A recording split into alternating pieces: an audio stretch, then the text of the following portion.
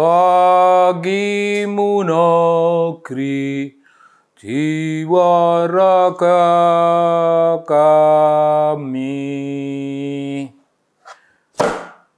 Bagimu negeri, bagimu negeri, iya Bung, bagimu negeri. Jadi hidup kita ini dilihat dari kebutuhan bernegara. Kita ini mengabdi untuk kepentingan negara. Jiwa raga kami untuk negeri kita. Serius ini Bung, serius sekali Bung. Tapi kenyataannya kita ini berhadapan dengan berbagai hal yang merisaukan kita. Yang merisaukan kita. Kita ini dikepung oleh aneka macam bentuk kekerasan budaya. Kita dikepung oleh aneka macam kekerasan budaya, hal-hal yang kita tolak, hal-hal yang kita tolak. Kekerasan budaya itu membuat kita sebagai bangsa Indonesia menjadi seolah-olah tidak begitu kokoh. Karena kita ini penuh dengan aneka macam tindakan, penuh dengan aneka macam perilaku, penuh dengan aneka macam sikap yang sebenarnya kita tolak. Yang kita tolak. Jadi banyak sekali hal-hal yang mengancam kita. Kita menolak, tapi kadang-kadang kita seperti tampak, tidak berdaya. Kita terancam. Bung, mari kita perhatikan. Kecuali terancam, kita ini juga malu. Di dunia pendidikan, kita perhatikan Bung.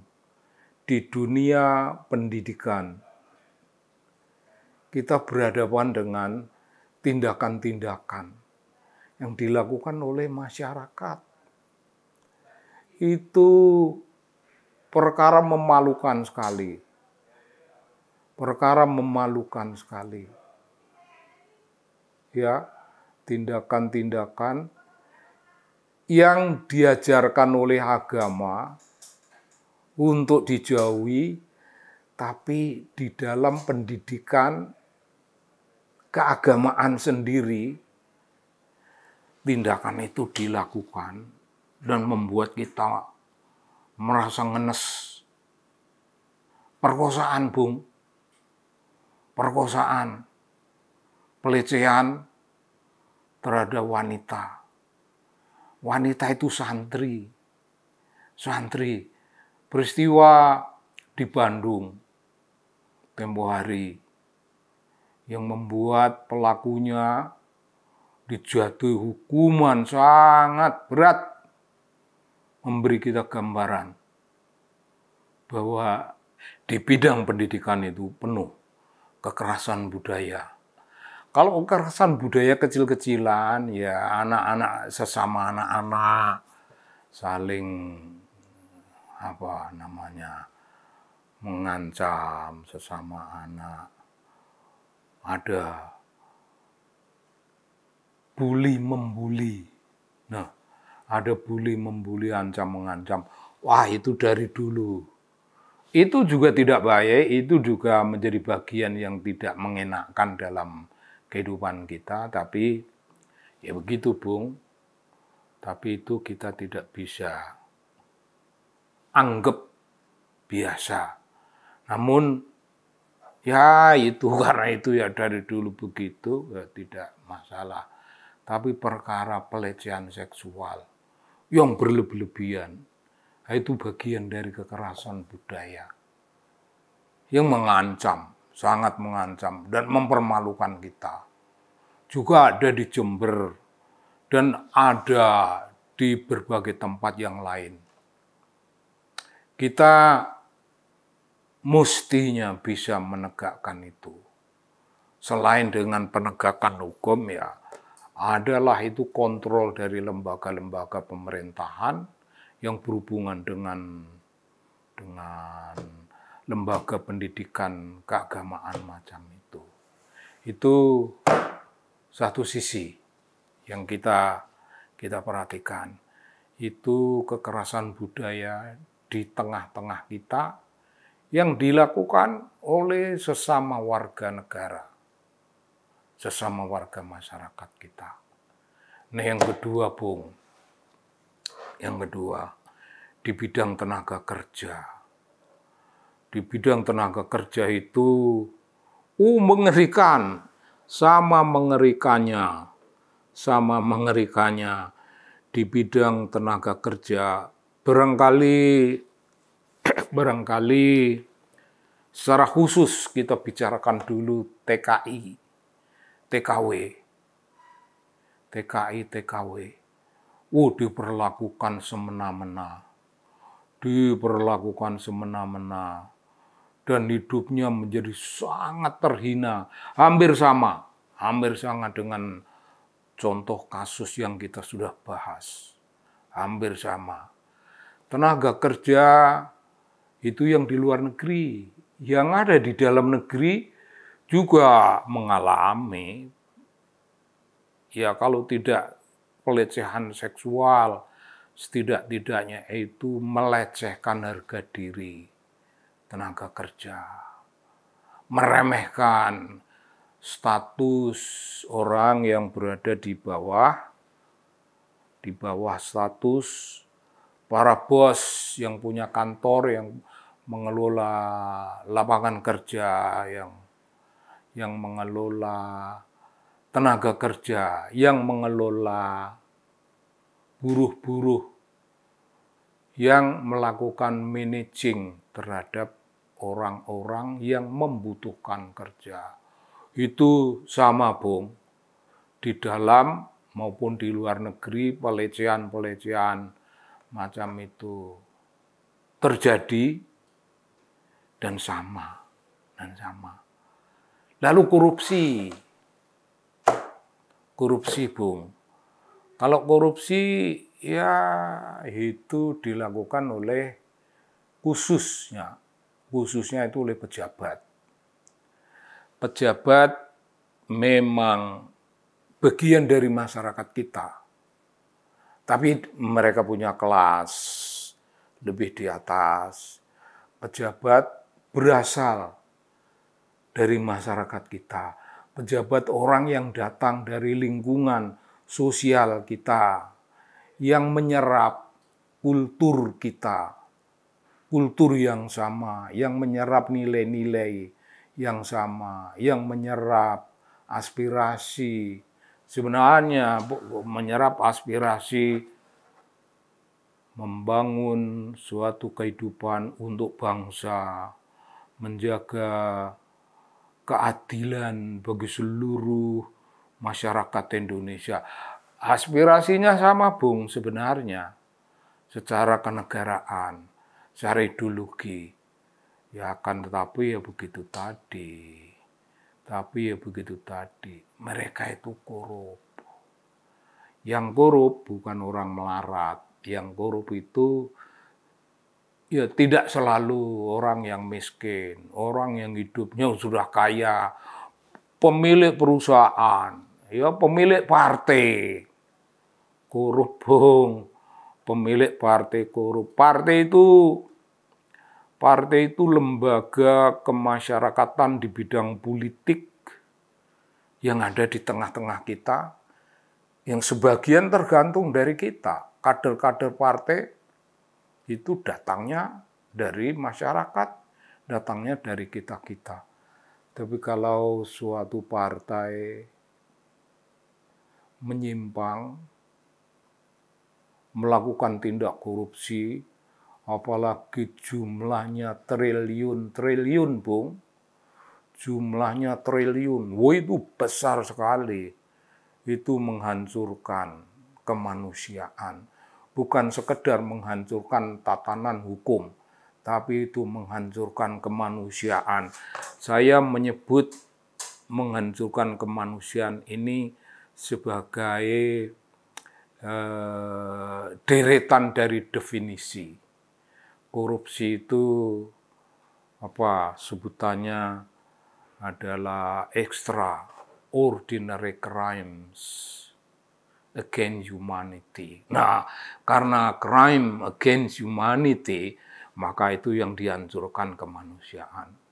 Bukan hanya tatanan hukum, tapi kemanusiaan lebih parah. Lebih parah. Dan ini bagian dari barang yang kita saksikan sehari-hari. Selebihnya ada, Bung. Selebihnya ada. Kekerasan yang datangnya itu dari kalangan masyarakat. Dari kalangan partai politik, dari kalangan dunia politik, orang-orang, khususnya orang-orang yang mungkin pertama-tama kalangan itu orang elit dari sudut pendidikan, elit pendidikan punya gelar-gelar akademik, pernah punya jabatan, lalu meremehkan pemerintah, meremehkan, ya mungkin pertama-tama meremehkan presiden. Presiden diremehkan karena tidak selevel dengan mereka. Presiden diremehkan karena dianggap tidak punya pengetahuan, tidak pula punya pengalaman mengelola negara. Dilecehkan. Tapi kalau ternyata presidennya punya kemampuan hebat, tetap aja dilecehkan. Dan usaha melecehkan itu bernaung di balik kata kritik. Di balik kata kritik. Tapi apakah kritik itu masih bisa disebut kritik kalau dasarnya iri dengki, dasarnya benci, dasarnya meremehkan, dasarnya melecehkan, dasarnya menganggap lebih rendah dari dirinya. Iri dengki, Bung. Dulu yang bersangkutan pernah punya jabatan tinggi, tapi belum puas. Ya, sekarang ingin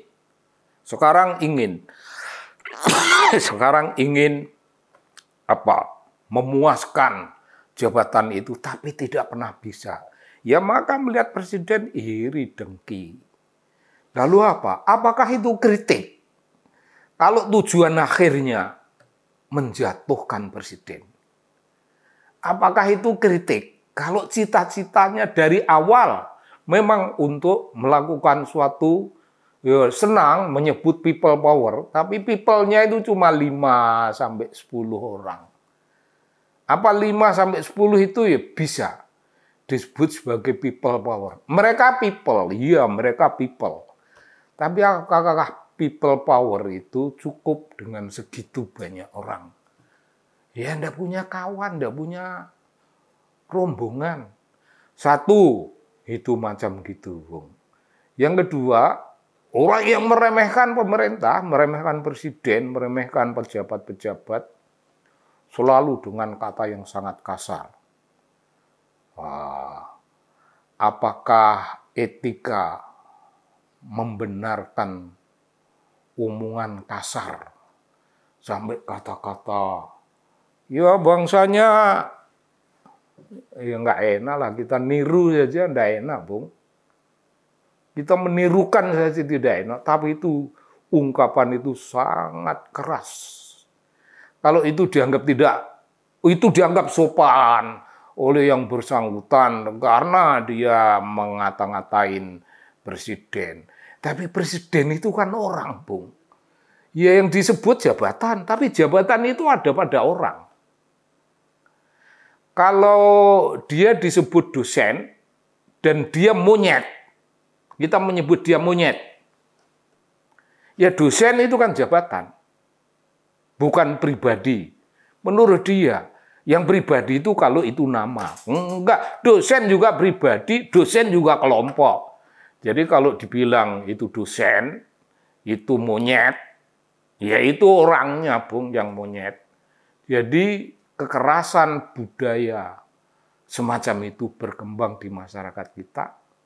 Kekerasan budaya di macam gitu dianggap sebagai bagian dari kritik sosial.